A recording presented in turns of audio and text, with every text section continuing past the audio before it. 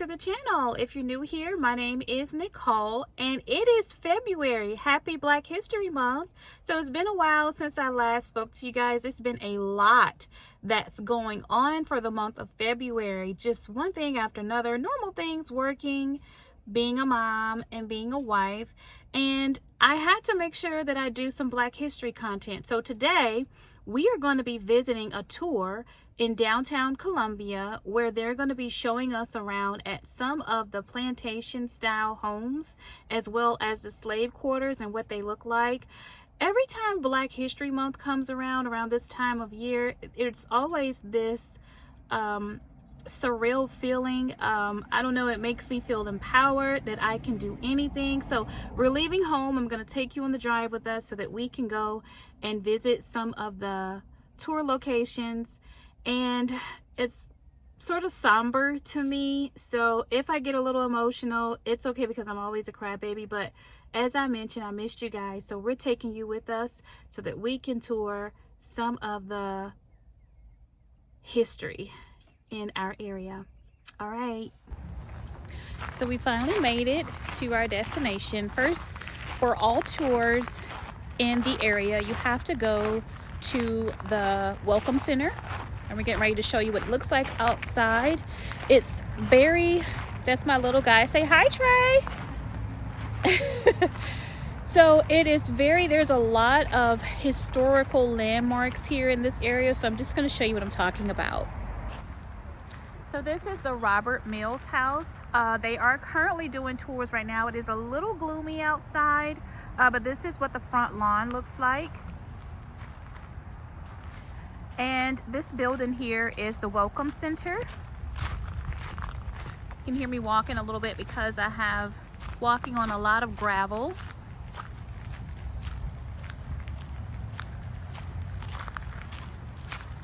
See the hollowed ground. It's been around since from 1831 to 1927. Then you have a little water fountain here with a few benches.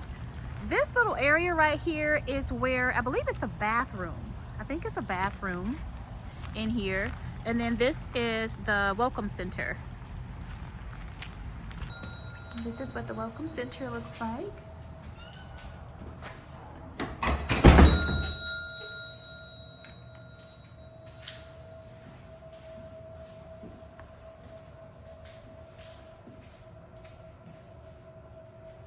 This is their wall. Has a lot of history on these walls.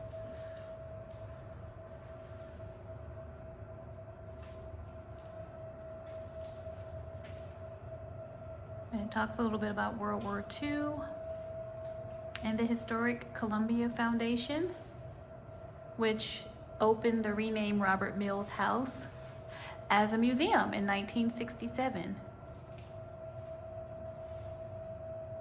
So see, that's the actual landmark here.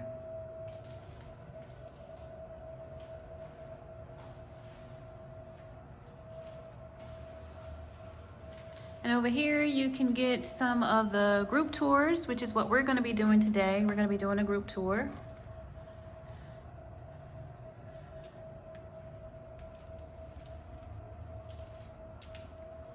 Postcards. They have $1 postcards with each of the historical homes on it.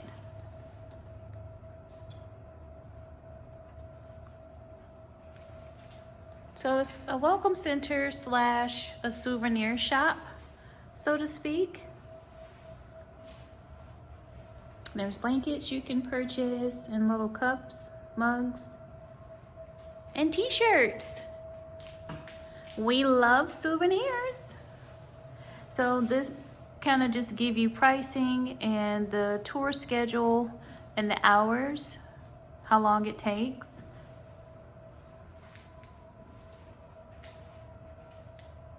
And there's some books here.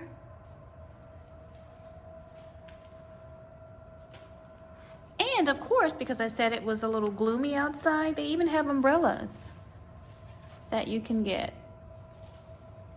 Isn't that awesome? And So this is the Mann-Simons house where we are touring. This is the African American tour.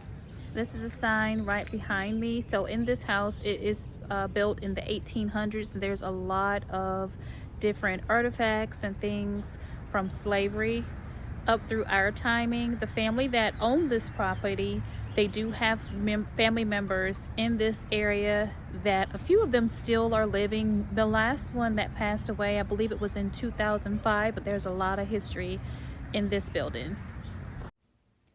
This property once featured homes, businesses, and rental properties that belonged to the same African American family for more than 125 years. The remaining house, built between 1872 and 1883, replaced the earlier home of midwife Celia Mann, 1799 through 1867, and her husband Boatman Ben Delane, 1800 through 1890. Enslaved at birth, both achieved freedom and became members of antebellum Columbia's small community of free people of color. Up, Is that a bullet? up. Does it look like a bottle? Wine bottle or something? Where I used to live at, it was old house like this. It was so cold because there's no insulation. We used to stuff newspapers in the wall, so we wouldn't be so cold. According to Historic Columbia, midwife Celia Mann and boatman Ben Delane made this site their home by the early 1840s. Members of Columbia's small population of free people of color, the couple changed social norms at a time in which most African and African Americans were enslaved. Successive generations of their family negotiated the eras in which the capital city evolved from Jim Crow into the civil rights movement of the 1960s. So we're in the house. Behind me, this is a picture of Charles Simmons and his wife. They were Freemasons at the time. They were considered very prominent figures in the 18 and 1900s. This house has a lot of stories. We're gonna finish. We can't really do a whole lot during the tour because of recording purposes, but we're gonna try to take you along with us through the rest of the tour. After Cecilia's death in 1867, her daughter Agnes Jackson Simons became the matriarch and had the current cottage-style house built between 1872 and 1883. The site was almost destroyed in the 1960s, but was saved in 1970 by a grassroots movement. It now serves as a museum managed by Historic Columbia. We are now touring the Modjeska Simkins house.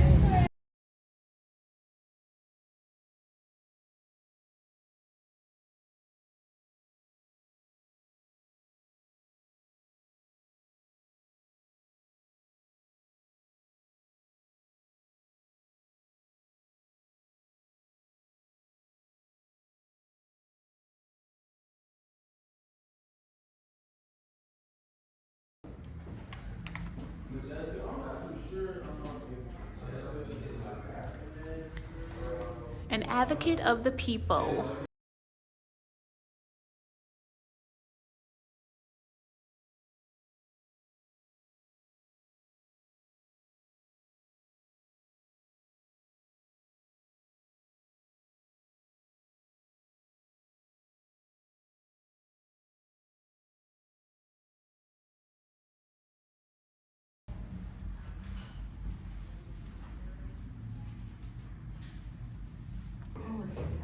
All right, so we're in one of the historical rooms where Miss Modjeska, this is her.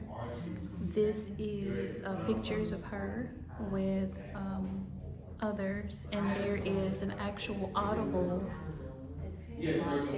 radio that's playing in regards to the lynchings that happened in the South Carolina area.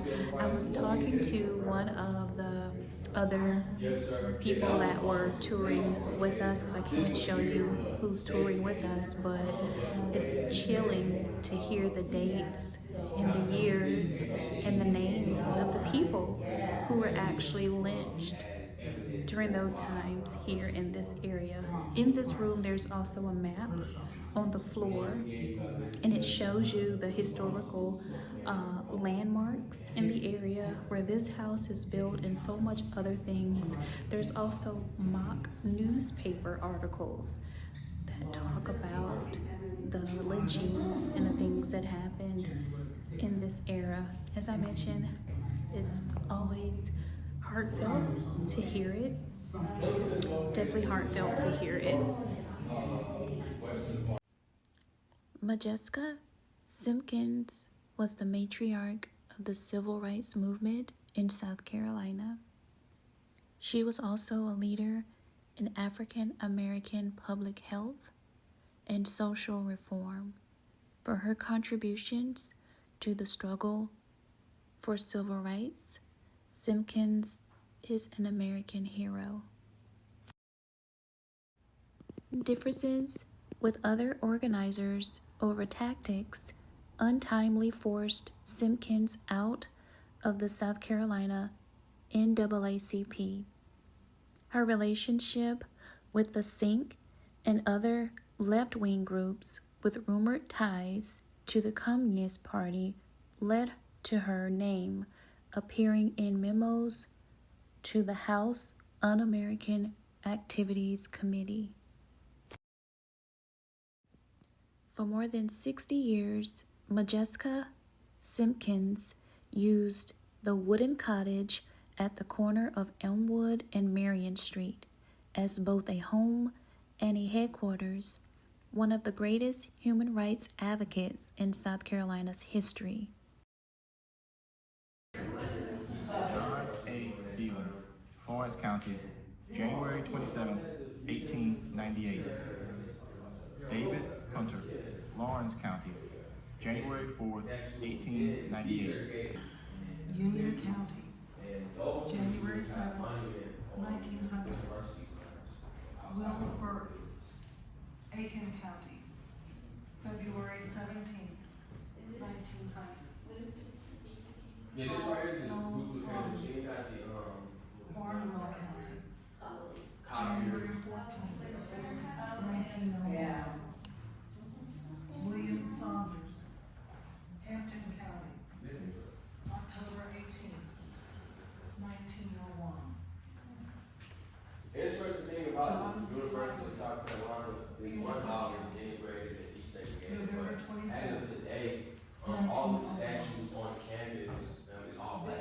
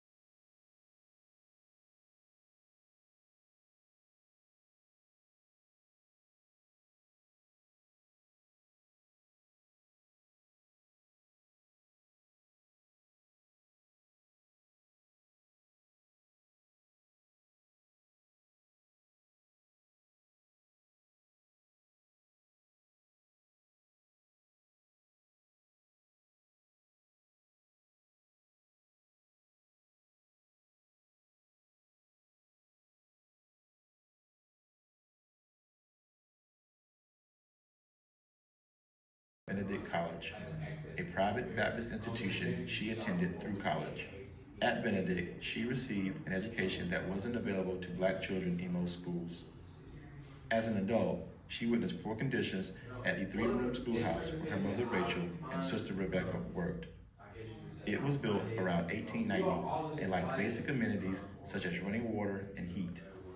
Mrs. Simkins recalls the school's ongoing financial struggles. Passage of an anti-lynching law, when you open it So, up, it says that all the education, the inequities in education and transportation to so schools. there is no The inequities in provisions for schools, for instance, my mother's school, passage of where they had 5 months, first they had, when we moved out there, they had 3 months school.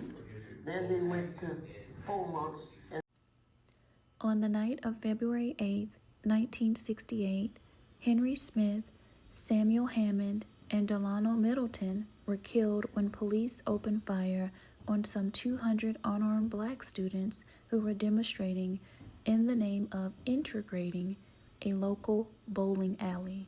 Another 28 protesters were wounded. In 1979, an interview conducted by John Robbins, Simkins discusses her upbringing in Columbia during a period of racial segregation and her education at Benedict College. While she held many interviews, a key 1976 through 1979 period for her oral history work, particularly with researchers like Jacqueline Hall, documented her life from the turn of the century through the peak of the civil rights movement.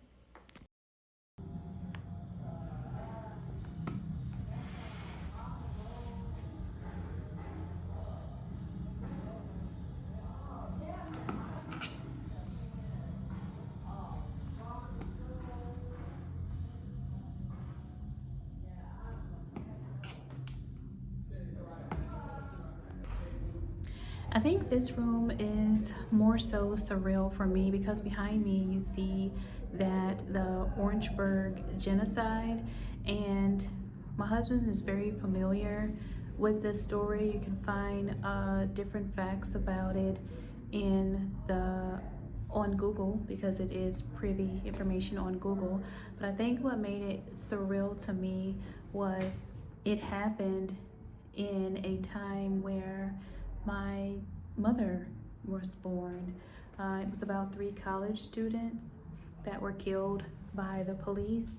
And again, like I said, Black history, there's so much that you know, so much that you don't know. This is in my own town where we reside, and there's just so many things in these walls that you can take from it. For me today, what I experienced was being more educated about things that happened in the past and reflecting on how to make a world a better place in the future. And that is exactly what Miss Modjeska did for Blacks in those times. She was an advocate, she had a voice, and some things in Black history is not taught in school. You have to physically go and visit, but I would recommend everyone, if you have not visited in your area Black history,